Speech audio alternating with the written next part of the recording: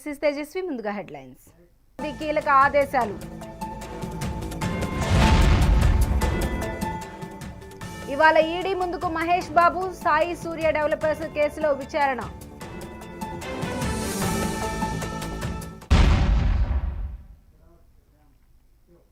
ఇక డీటెయిల్స్లోకి వెళ్తే తిరుపతి జిల్లాలో ఘోర రోడ్డు ప్రమాదం జరిగింది. చంద్రగిరి మండలం అగరాల దగ్గర హైవేపై ఆర్టీసీ బస్సు అదుపు తప్పి డివైడర్ను ఢీకొట్టింది. దీంతో బస్సులో ప్రయాణిస్తున్న 30 మందికి తీవ్ర గాయాలయ్యాయి.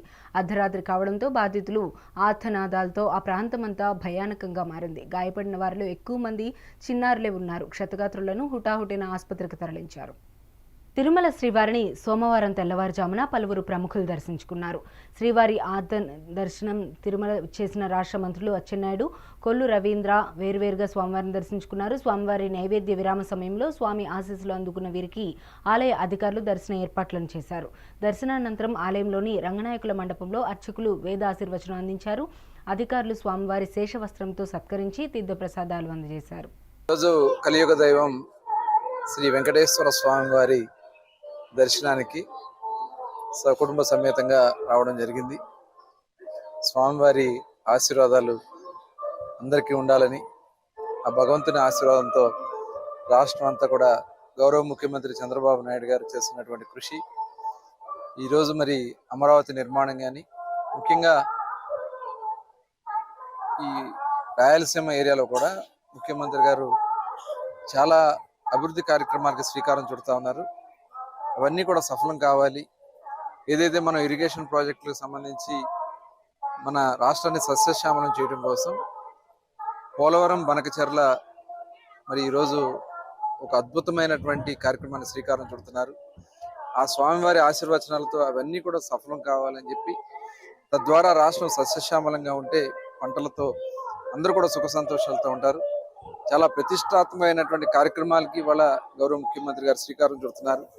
మొన్న ప్రధానమంత్రి నరేంద్ర మోడీ గారు కూడా వచ్చి రాజధాని నిర్మాణానికి అమరావతి పనులకి పునఃప్రారంభించుకోవడం జరిగింది. దాదాపు 60,000 కోట్ల రూపాయల పనులు, ఆ నిధులన్నీ కూడా అమరావతి స్వయంగా తెచ్చుకుంటా ఉంది. దాంట్లో రాష్ట్ర ప్రభుత్వం నుంచి కానీ లేదంటే ప్రజలకు సంబంధించింది కాదు ఇదంతా కూడా అమరావతి స్వయంగా తీసుకురావడానికి అవకాశం ఉన్నటువంటి ప్రాంతం. ఈరోజు కలియుగ దైవం శ్రీ వెంకటేశ్వర స్వామి వారి దర్శనానికి ప్రముఖ పుణ్యక్షేత్రం శ్రీశైలం ముక్కంటి మల్లన్న ఆలయానికి భక్తుల రద్దీ పెరిగింది. వేసవి సెలవులు కావడం, సోమవారం శివునికి ఎంతో ప్రీతికరమైన రోజు కావడంతో స్వామి అమ్మవార్లకు దర్శనానికి భక్తులు భారీగా తరలివచ్చారు. శ్రీశైలం క్షేత్రమంతా భక్తజనంతో సందడి వాతావరణం నెలకొంది.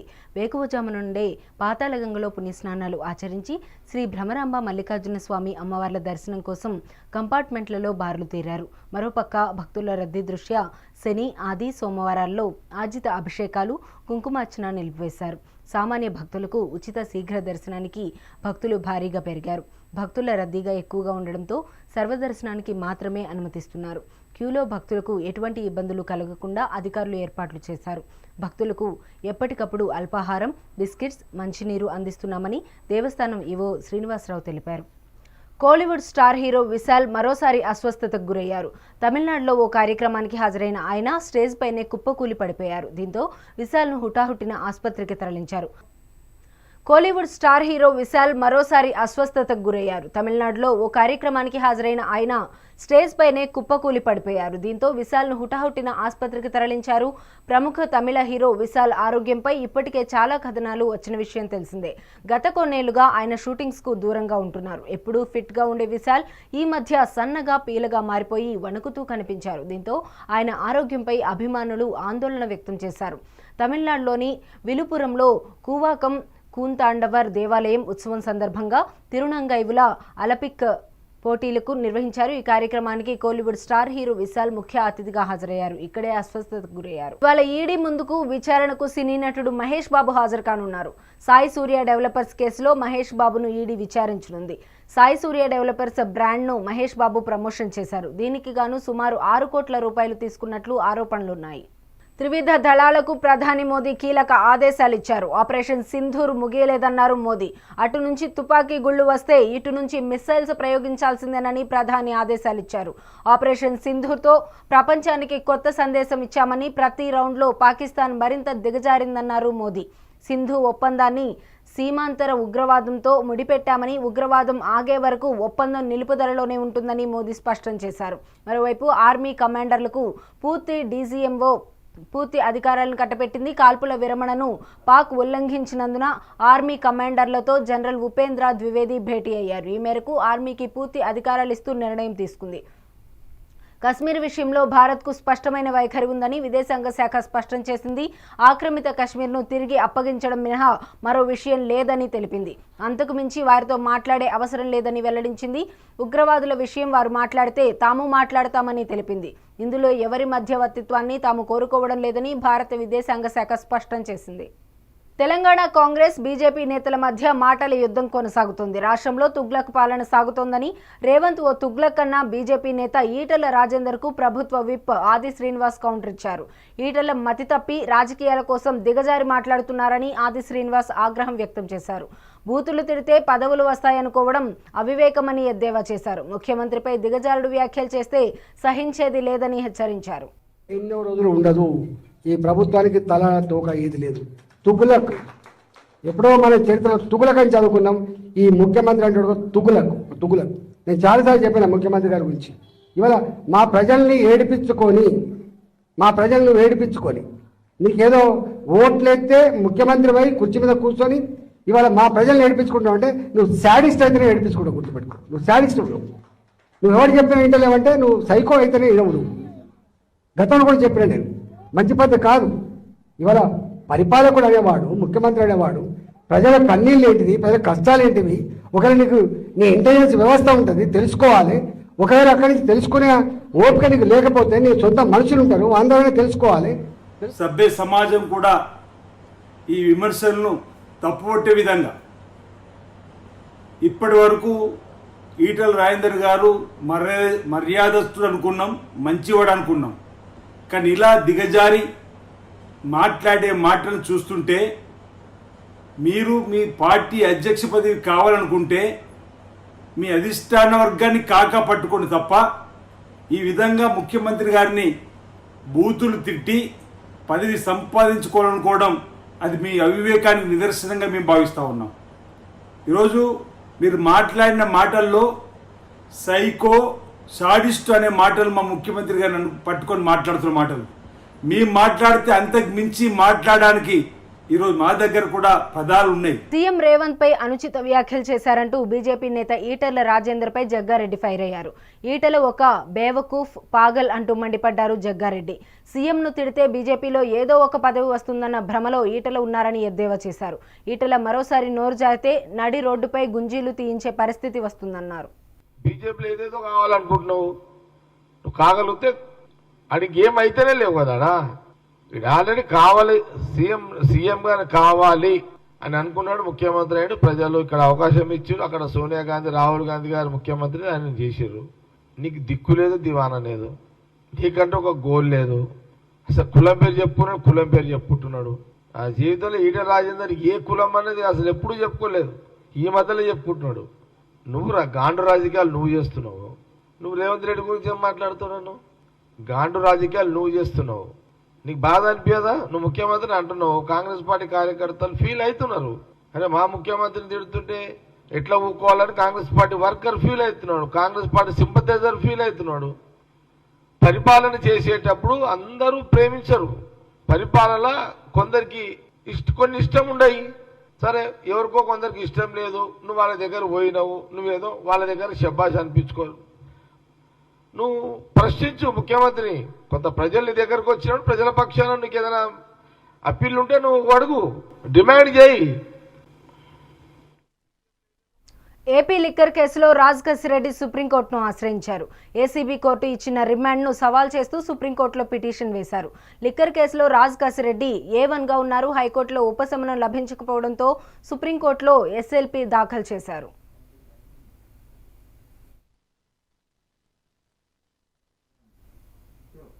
జమ్మూ ఐఐటీలో చదువుతున్న విద్యార్థులు సికింద్రాబాద్ రైల్వే స్టేషన్కు చేరుకున్నారు. ఆపరేషన్ సింధూర్ నేపథ్యంలో ఏర్పడిన ఉద్రిక్త పరిస్థితుల కారణంగా జమ్మూ నుండి తిరిగి వచ్చారు. హైదరాబాద్, విజయవాడ, విశాఖపట్నానికి చెందిన 30 మంది ఐఐటీ విద్యార్థులు జమ్మూ తాలి ఎక్స్ప్రెస్లో సికింద్రాబాద్ చేరుకున్నారు. పాకిస్తాన్ ప్రయోగించిన డ్రోన్లు, క్షిపణుల శబ్దాలు తమకు వినిపించాయని విద్యార్థులు తెలిపారు. ప్రియాంక, నేను హైదరాబాద్ నుంచి వచ్చాను. ఐఐటీ జమ్మూలో సివిల్ ఇంజనీరింగ్ సెకండ్ ఇయర్ చదువుతున్నాను. అక్కడ సిచ్యువేషన్ చాలా క్రిటికల్గానే ఉంది. మా క్యాంపస్లో అయితే సేఫ్, కానీ బయట అయితే చాలా ప్రాబ్లంగా ఉంది. May 8th నైట్ మేము బయలుదేరాలి. మార్నింగ్ 3:30కి, 9th మార్నింగ్ 3:30కి మేము బయలుదేరాలి. మేము క్యాబ్ బుక్ చేసుకొని బయటకు వద్దాం అనుకున్నాము. దారిలోనే మిసైల్స్ డ్రోన్స్ వచ్చేసరికి మేము భయపడి మళ్ళీ రిటర్న్ పరిగెట్టేసాము. బస్సు ఎక్కిన తర్వాత కూడా మళ్ళీ ప్రాబ్లం అయింది. మళ్ళీ దిగి లోపలికి పరిగెట్టేసాము. 5 o'clockకి ఆఫ్టర్ సన్ రైజ్ మేము మళ్ళీ బస్సు ఎక్కి రైల్వే స్టేషన్ వెళ్ళడం జరిగింది. మా ట్రైన్ మిస్ అయింది. వందే భారత్ ఎక్కేసాము. ఇంకా మేము టికెట్ కూడా తీసుకోకుండా వందే భారత్ ఎక్కేసాం. కానీ టీటీతో చాలా ప్రాబ్లం అయింది. వాళ్ళైతే అసలు ఒప్పుకోవట్లేదు, మీరు దిగిపోయి ఫైన్ కట్టేసేయండి జమ్మూ బార్డర్ దగ్గర అని అన్నారు. అయితే మేము మళ్ళీ మా ఎంటెక్ వాళ్ళు అందరం ఒకటే ట్రైన్ కాబట్టి, సో మేము డీన్కి మళ్ళీ మెసేజ్ చేస్తే డీన్, రైల్వే అథారిటీస్ వీళ్ళందరితో మాట్లాడి మాకు ఎటువంటి ఫైన్ లేకుండా లుధియానాలో దింపించేశారు. ప్లస్ మా హంసఫర్ ట్రైన్ని ఆపించి లుధియానాలో ఎక్కించి మమ్మల్ని ఇక్కడ దాకా తీసుకొచ్చారు. So thank you so much for everything. మేము ఎట్లా అంటే మాది 4th ఫ్లోర్. మేము 4th ఫ్లోర్ నుంచి చూస్తుంటే పైనుంచి అన్ని వాళ్ళు వెళ్తూ ఉంటే సెక్యూరిటీ పైకి వచ్చి మీరు అందరు పైన ఉండకండి, కిందకు వచ్చేసండి అని చెప్పి మేము గ్రౌండ్ ఫ్లోర్కి వెళ్ళిపోయాము. విండోస్ దగ్గర ఎవ్వరు ఉండొద్దని చెప్పారు. ప్లస్ సౌండ్స్ చాలా ఘోరంగా వచ్చాయి. లైట్స్ ఆఫ్ అన్నారు. లైక్ ఒక టోటల్ హెక్టిక్ సిచ్యువేషన్ అనమాట. అక్కడ ఎవ్వరు మాట్లాడినట్లు అందరు ప్యానిక్ అవుతూ ఉన్నారు. బట్ స్టిల్ సెక్యూరిటీ సిచ్యువేషన్ మొత్తం కంట్రోల్ చేసుకుని మాకు మేము ఒకరికొకటి గుడ్ ఈవినింగ్ అందరికీ. నా పేరు రఘురామ్. నేను ఐఐటి జమ్మూలో చదువుతున్నాను. ఇప్పుడు నేను విశాఖపట్నం దగ్గరలో పార్తీపురం నుండి వచ్చాను.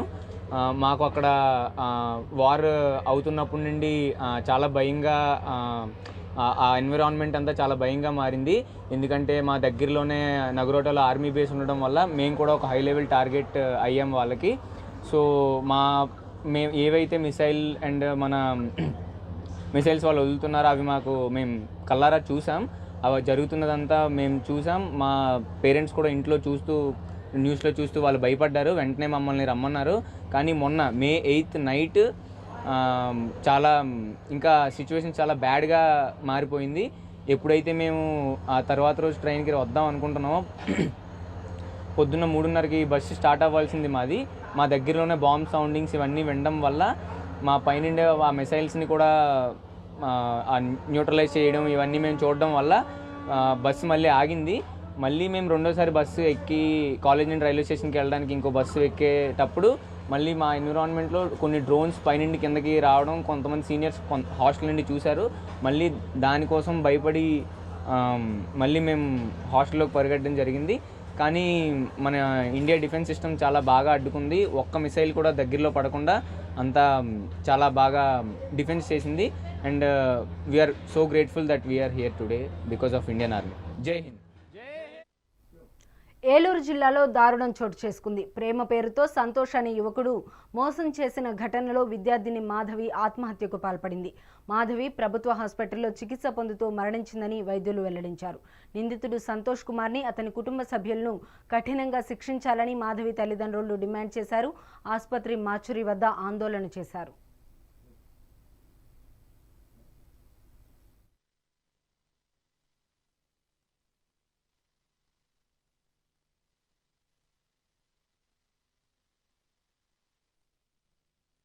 ఆ పేరు తుంపాల మాధవి. పాప 5 సంవత్సరాలు పెట్టి మ్యారేజ్ చేసుకుంటానని కుర్రోడు. ఇలాగా తల్లిదండ్రులకి కుర్రోడికి ఇష్టం ఉన్నా కూడా తల్లిదండ్రులు గడ్డం లోకరాజు గారు ఎఫ్సీబాయ్ తల్లి కుర్రోడికి ఇష్టం ఉన్నా కూడా మేనమామల సాయంతో ఇలా నలుగురు కలిపి కుర్రాన్ని డైవర్ట్ చేసి ఇష్టం లేదని చెప్పు, నేను వేరే పెళ్లి చేస్తాను, నీకు ఇష్టం లేదని చెప్పి వాళ్ళు మనకు సంబంధించిన వాళ్ళు కాదు అన్నట్టుగా ఆ కుర్రాన్ని డైవర్ట్ చేసి పెళ్లి చేసుకో. 5 సంవత్సరాలు బట్టి నేను ప్రేమిస్తున్నాము, ఇద్దరం పెళ్లి చేసుకుందాం అనుకున్నాము. డిగ్రీ పూర్తి అయిన తర్వాత, ఉద్యోగం వచ్చిన తర్వాత, సెటిల్ అయిన తర్వాత అన్న మాటకి తల్లిదండ్రులకి చెప్పగానే మా కూతురు వెళ్ళి, అంటే ఫోన్ నెంబర్ డైవర్ట్ చేయడం వలన కూతురు వెళ్ళి అక్కడికి వెళ్ళి చెప్పింది. డైవర్ట్ చేయడం వలన అక్కడ ఏం చెప్పాలి, వాళ్ళ తల్లిదండ్రులు చెప్తే ఏమ్మా ఏదో ఫ్రెండ్షిప్ కింద తిరిగాము అది ఇది అన్నట్టుగా చెప్తున్నాడు మా ఆయన. ప్రభుత్వాన్ని నాయకులు ఉన్నారు కాబట్టి తెలిసిన విషయమే, ఆడపిల్లలు ఎంతమంది జీవితాలను అలా నాశనం చేస్తారు, అది మీరు ఆలోచించి కొద్దిగా నాకు న్యాయం చేయమని అడుగుతున్నాను.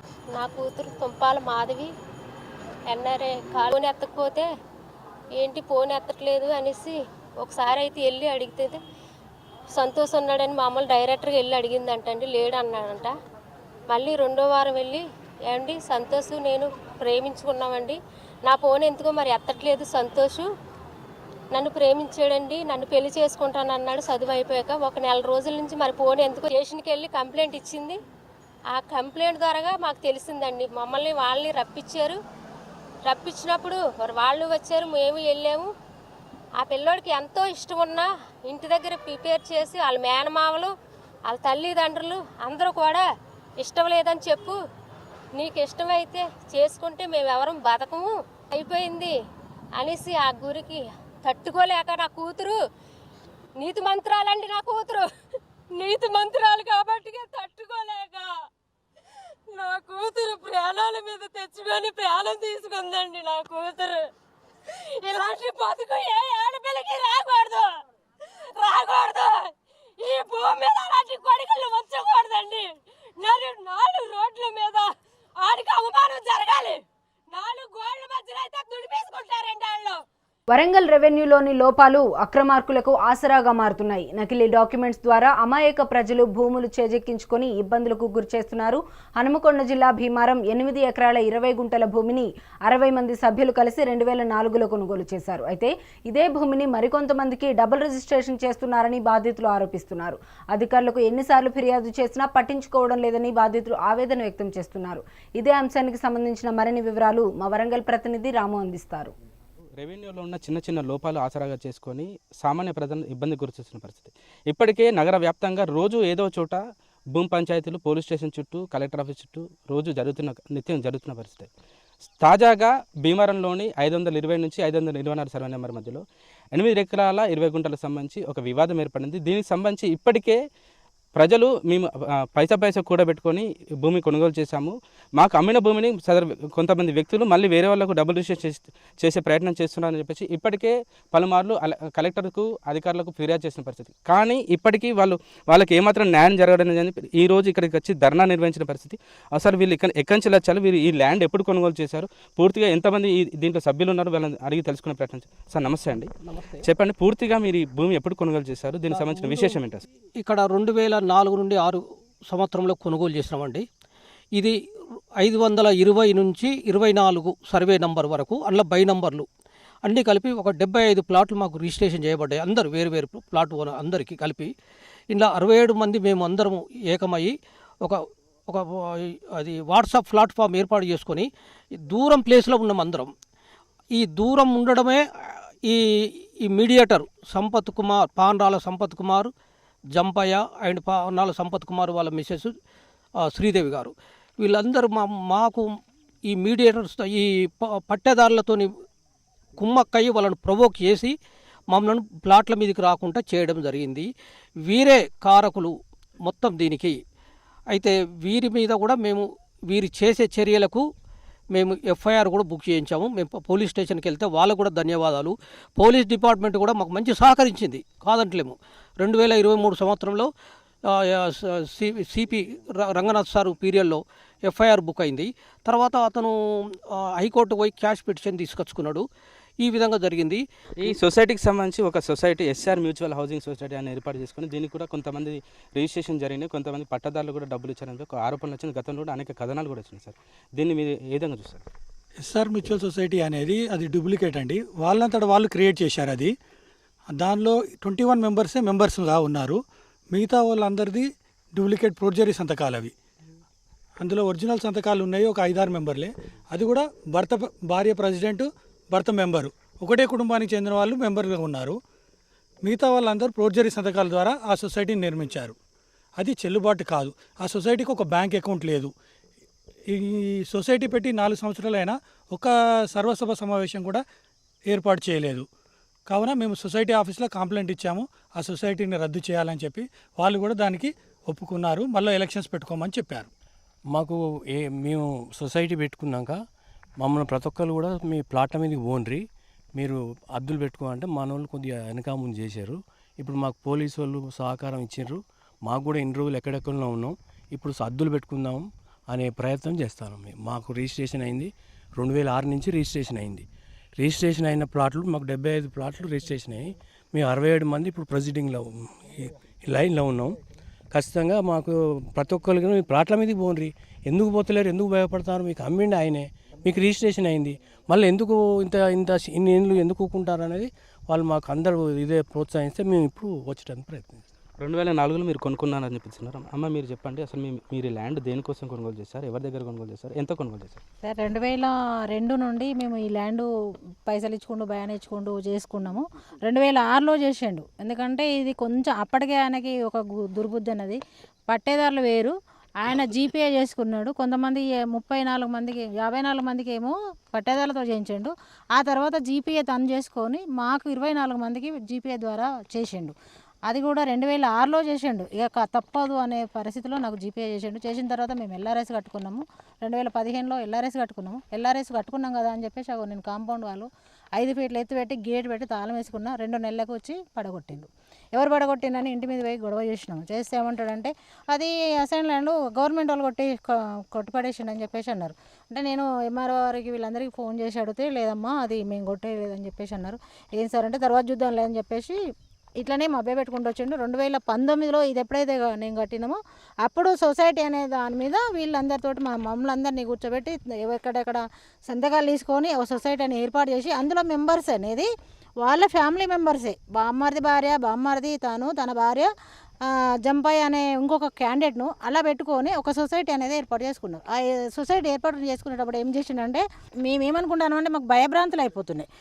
పైసా పోగు చేసుకొని పిల్లల పెళ్ళిళ్ళకు భవిష్యత్ అవసరాలకు ఉపయోగపడుతుందని చెప్పేసి భూమి కొనుగోలు చేస్తే ఇది కాస్త నకిలీ డాక్యుమెంట్స్తో సృష్టించి అది వేరే వాళ్ళకి విక్రయించే ప్రయత్నం చేస్తున్నాను. గత కొన్నేళ్లుగా కోర్టు చుట్టూ అధికారుల చుట్టూ తిరుగుతున్నా కూడా మాకు ఎలాంటి ప్రయోజనం లేదని ఒక మహిళ అయితే ఇప్పటికే తన భూమి కాస్త తన కూతురికి కట్నం కింద ఇచ్చింది. ఇప్పుడు ఆ భూమి ఎటు కాకపోవడంతో అల్లుడు కూడా వదిలేసే పరిస్థితి ఉంది. అతను తీవ్రంగా వేధిస్తున్నానని చెప్పేసి ఆవేదన వ్యక్తం చేస్తున్న పడుతున్నాడు. ఇప్పటికైనా అధికారులు ఈ క్షేత్రస్థాయిలో పరిశీలన చేపట్టి ఇక్కడ ఏదైతే సర్వే నిర్వహించి పూర్తిగా హద్దులు ఏర్పాటు చేసి సర్వే నెంబర్లో వీళ్ళకి పూర్తిగా ఎంత భూమి ఉంది, ఏ రకంగా ఈ భూమి కొనుగోలు చేశారు, పూర్తిగా ఒక నిర్ధారణ చేసుకొచ్చి బాధితులకు న్యాయం చేయాలని చెప్పేసి వాళ్ళు వేరుకుంటున్న పరిస్థితి. కెమెరా పర్సన్ భిక్షపతితో రాము, మెగా 9 వరంగల్. ఇవి ఇప్పటి వరకు ఉన్న అప్డేట్స్. మరిన్ని అప్డేట్స్ కోసం చూస్తూనే ఉండండి మెగా 9.